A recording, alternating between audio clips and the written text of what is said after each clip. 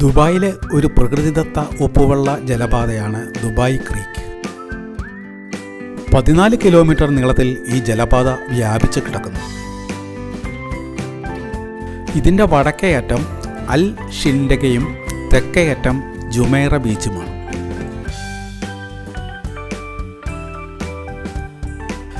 Dubai നഗരത്തെ Deira, ബർ Dubai എന്ന 2 ഭാഗങ്ങളായി ക്രീക്ക് വിഭജിക്കുന്നു.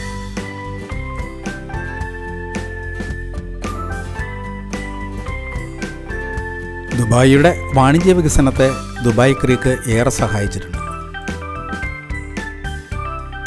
ദുബായ് നഗരത്തിൻ്റെ ഏറ്റവും മനോഹരമായ ദൃശ്യങ്ങൾ ക്രീക്കിൻ്റെ ഇരുവശങ്ങളിലായി കാണാവുന്നതാണ്. നഗരത്തിലെ പ്രധാന ബാങ്കുകൾ, chamber of commerce complex, golf club, creek park തുടങ്ങിയവ ഇവിടെ സ്ഥിതി ചെയ്യുന്നു.